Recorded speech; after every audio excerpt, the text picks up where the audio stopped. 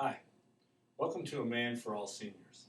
I'm your host, Pete Schroeder, and today we're going to be reading a letter that we received from a caregiver in our series, Tales from the Caregiving Front.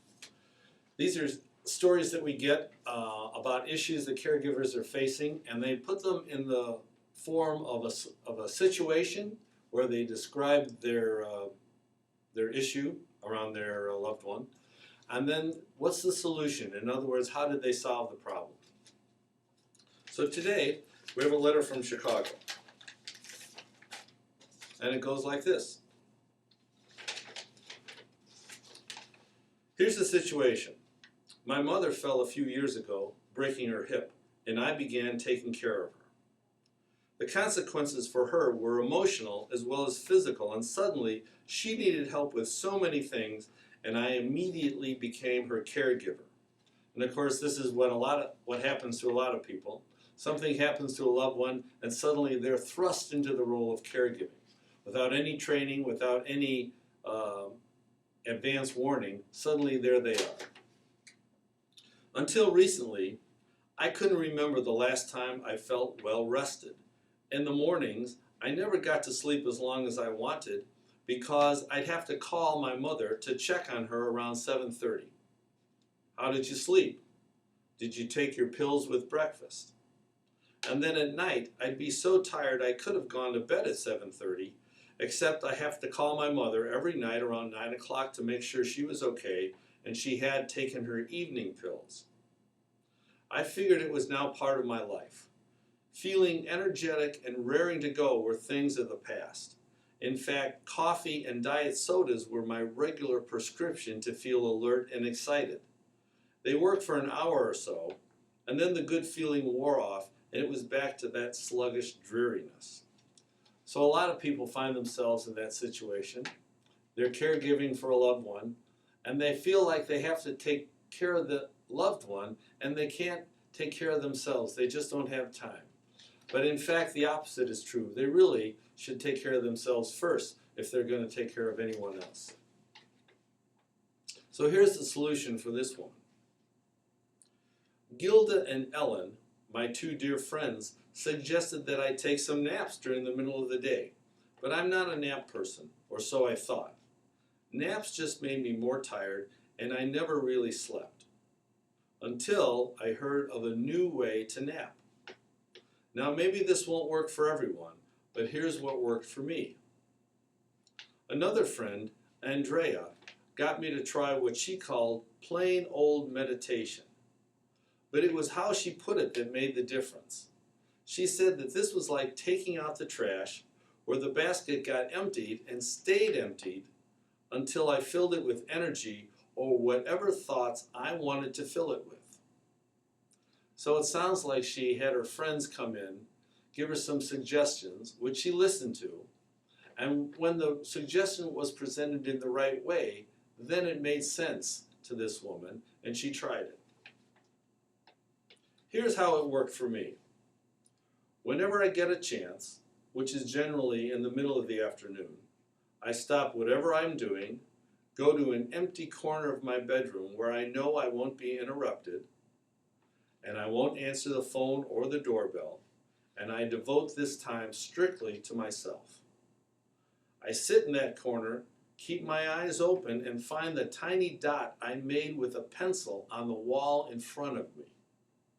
So before she meditates, she goes and puts a dot on the wall, and then she can have that dot to stare at. This may sound ridiculous, but I stare at that spot and start dumping the garbage, which is the collection of thoughts from the day. One thought at a time, I dump the garbage. It could be a worry, a frustration, or just anything that might have happened earlier that day. I pour everything into that spot, and then I see all the garbage disappear for the time being. And then I see it going out of my mind into that spot. And after just a few seconds, my mind is pretty free from all those thoughts that kept me concerned and stressed. Once the trash has been dumped, I concentrate on that spot as though the disposer was turned on and all those thoughts are being sent down the drain and out of my world. I can even hear the sound of the trash masher as it's grinding away.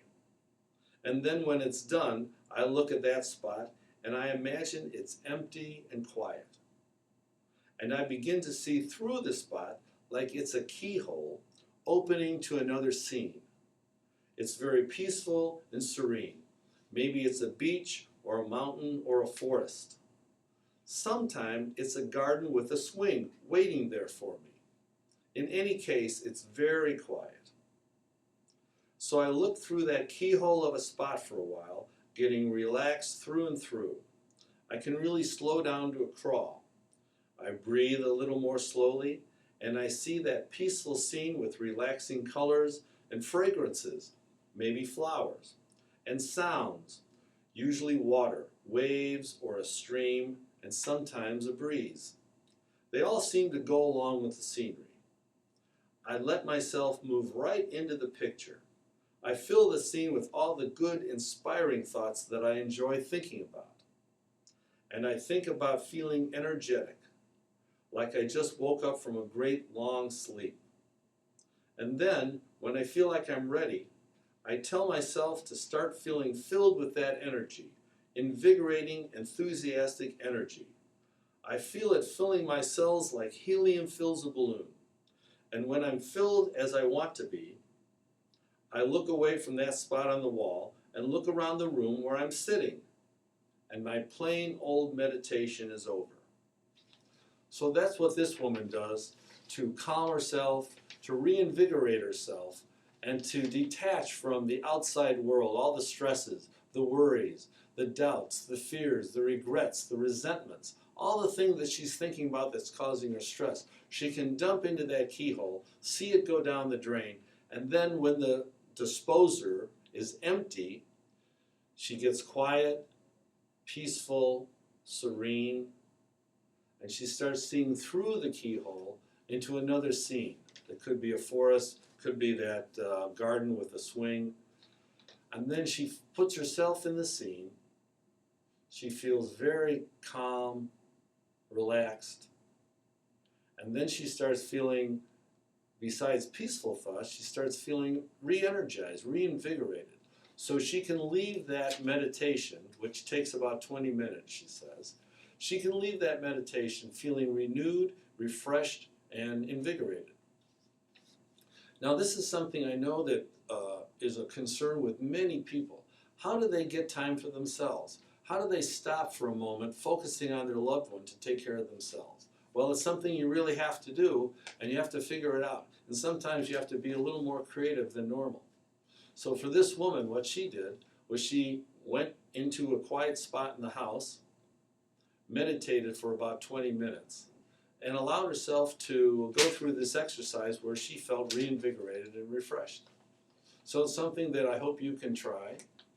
If you can't do it in the house, maybe you can do it outside the house, maybe you can do it in your car.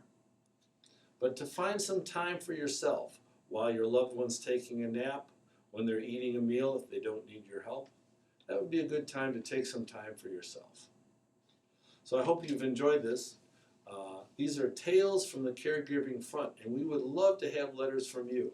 So if you can, just describe your situation into the situation and then the solution, how you resolve whatever issue you are facing. Send them to pgs@elderproofhome.com, pgs@elderproofhome.com, and I'll type them up and we'll read them and share them with other caregivers on Tales of the Caregiving Front. And so I'm Pete Schroeder. This is A Man for All Seniors. Thanks for listening.